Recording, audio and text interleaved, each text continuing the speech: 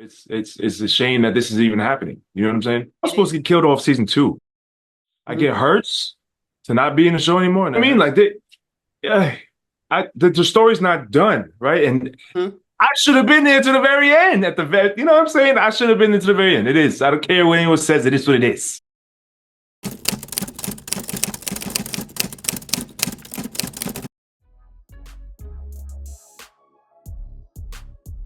I'm always blown away by the love from this show. You know what I mean? And specifically because I'm such a bastard on the show. You know what I mean? But my agent who got me the audition challenged me to make people fall in love with my character, even though he's a villain.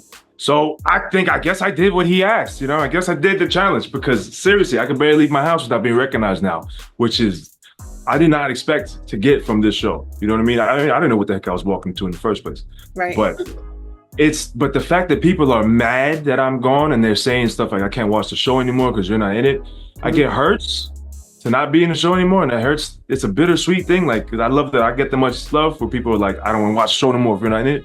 But at the same time, like, I feel like I left my cast hanging. You know what I mean? Like the story's not done, right? And I should have been there to the very end. You know what I'm saying? I should have been there to the very end. It is. I don't care what anyone says. It is what it is. Absolutely. Yeah. And so with you saying that, so you didn't have any decision in your exit or how you exited, the beheading and all that stuff. TV shows typically, like, it's never up to us actors. We are at the mercy of the writers, right? And this, I was supposed to get killed off season 2. Like, Tyler has a habit. Yes, he didn't write season 5. That was the only season he didn't write, right? He got a writer's room for that season. But 1 to 4, it's all him.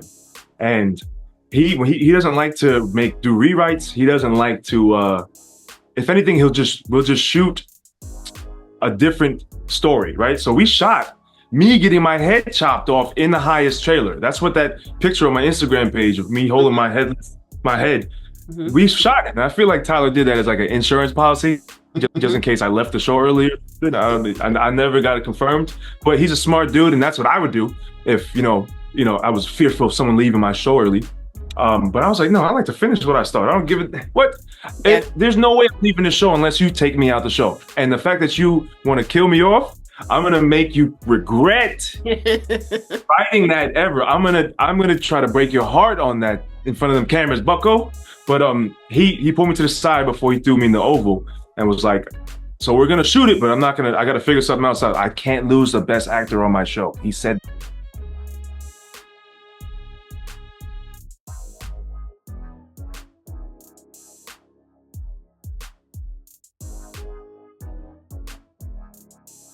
To me. Mind you, this man barely had any words for me the entire first season. You know what I mean? 24 episodes when we shot that. Like he said good job after the first week because I was a late hire. So I was like, ooh, good job. I got a good job. You know, it takes a lot for him to what you call it, to give compliments. And I respect that because he's a hard to please dude. But then I was like, oh, game on. Oh, you like what I'm doing? I'm about to snap it up. You gotta bring it. Yeah, what? There's that Aries in me. I'm always like, oh yeah, you like that? Watch this. Oh yeah, you like that? Watch this. Yeah, you like that? Yeah. So, and literally when he told me this, we were on his compound. This is the middle of the pandemic. You know what I mean? He'd never really had a conversation with me before. And I'm walking away from him like tears coming down my eyes, like, yo, son. He thinks I'm one of the best actors on this show. I'm wilding out. But then I was like, yeah, if we're gonna shoot the episode where I die, I want no dry eyes in the room. That was my intention. Oh my gosh. Right. And my acting coach was like, you have to do the best job you ever did in your life. There's nothing else to it. Like, you're gonna have to pull off a miracle. I'm like, okay, no problem. Right. You know what I'm saying? and we all felt that, you did an excellent job, and it was so unexpected. And so when they demoted you from from Dikhan to a purple robe, oh my God, I didn't have any words. I couldn't believe it. Like, that was like the beginning of the end of the character. So tell me about that. It hurt like hell. I'm not gonna lie. That hurt. I'm like, I mean, eventually every dog has his day. I knew eventually, his biggest fear was going to come to fruition. He was always afraid of being replaced, right? First, he thought it was going to be Andrew, and then River ends up being his, like, of all people, River, son. Anyway, right. Yeah. My thoughts exactly. I'm like, see, but this is the thing. I don't know how much of a hand in the direction of where the show went from season 5 on, because they shot season 6 already. Really? It's done. Yeah, they shot season 6. Wow. I don't know if I'm supposed to say it or not, but I'm saying it. They shot season 6 without me.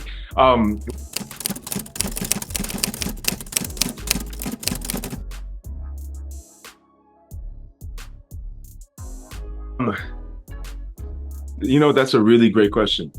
It's my best advice, acting advice is, give the writer a chance, right? So thankfully, all of what I needed was on the page. So when I auditioned for it, I was a lot more high energy than Dikhan ended up being, right? Costumes help a lot, right? Because, all right, the way Tyler writes, he didn't expect us to come out speaking the way we did, right?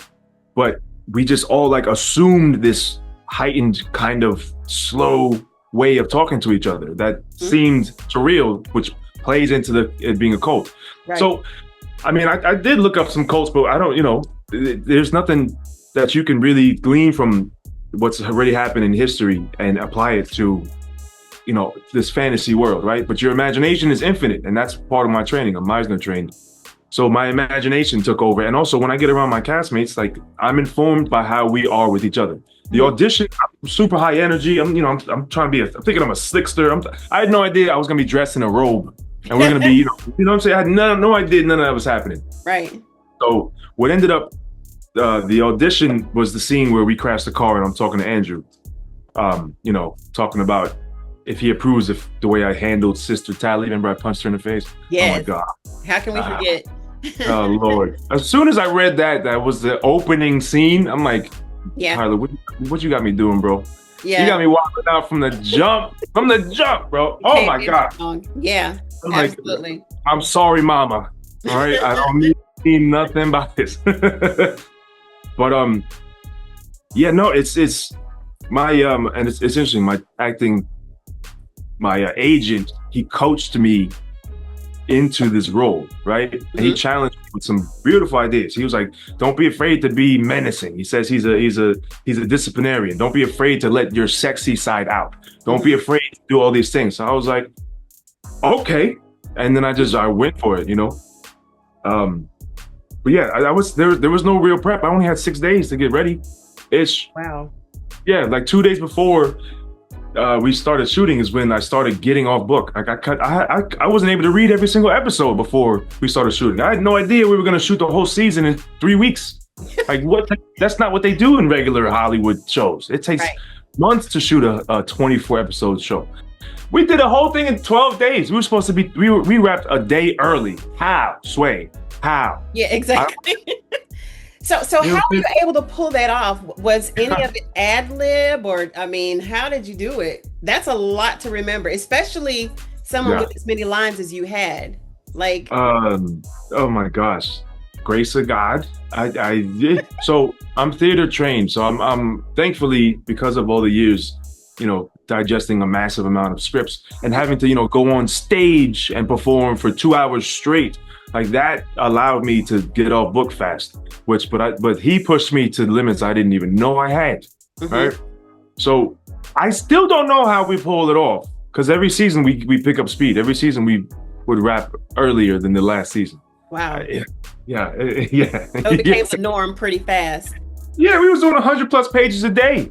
Typical TV shows, you may do 5 to 10, maybe. You know what I mean? But the beautiful thing with Tyler is he shoots with 3 cameras at once.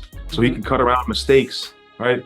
And also he built all of the locations that we're shooting on. So we can blaze 15 pages in an hour. You know what I mean? It's oh gosh, it's maddening.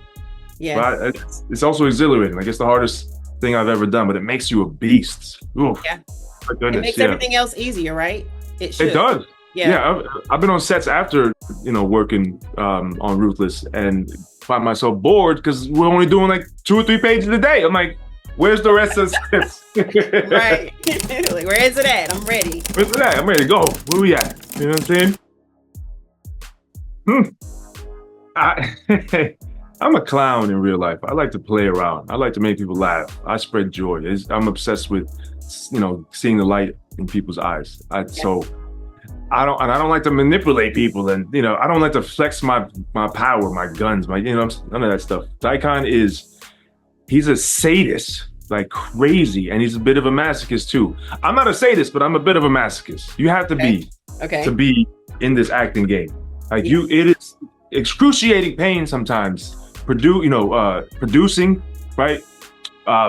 Acting days are grueling. You know what I mean? We're doing like 12 to 16 hours sometimes. Like you have to enjoy the pain of it.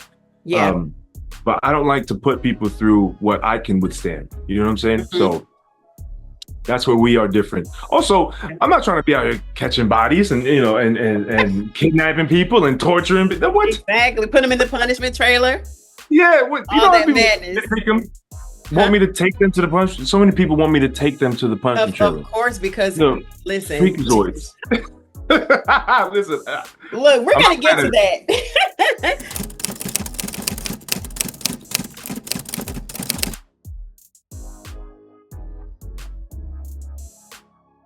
Unexpected? I mean, my DMs are raunchy. Like guys and girls. Oh no. Some of y'all, wow. Yeah. Oh my God. How am I supposed to respond to some of this stuff? I mean, who? You don't. You just don't. Exactly. I was looking at it, I'm like, I screen everything. I'm like, wow. So, and then when sometimes I'm feeling crazy and I respond to someone just to see how they react. Yeah. They're like, oh my God, I can't believe you responded. So I was like, so you were, what was the point of reaching out? Because most people don't. Yeah. Listen, don't do nothing you ain't ready to, you know what I'm saying? Don't sign yourself up. All right? Because I'm that motherfucker to show up. And so you were saying, what was that you were saying? Yeah? Exactly, right? I want to know. I want to see what's good. You want to talk about stuff? You know what I'm saying? Right. Got to be ready. Now, speaking of that, you said there were men and women. The character that you played was bisexual. Yeah. Right? In the description, he's pansexual. So whatever. Okay. Yeah, that was the character description. When I got the audition, I was like, okay. This is different. How did you feel about that? Like, how did you feel? Like initially, my biggest concern was, how is my family going to take this? My folks are Jehovah's Witnesses. So, and I'm like, I'm thinking about them. I'm an actor, right? If I feel connected to a project, it doesn't matter if he's bisexual. It doesn't matter if he's gay. It doesn't matter doesn't matter what he is. If I feel drawn or I can do this thing, I'm going to do it. It was easy for me to do. Also, what my acting teacher, he challenged me with, he was like, treat it as if you're dealing, like, see Matt, who plays the highest, see him as you would see someone you love, right? Like the girl I was seeing at the time. I was like, so I literally just put her on him. And it was easy. What? My imagination, I was like, oh, that's my baby right there. You couldn't tell me nothing. You couldn't tell me nothing. I had some of my uncles would hit me up like, I didn't know you were gay. I was like, I didn't know I was gay either. What are you doing?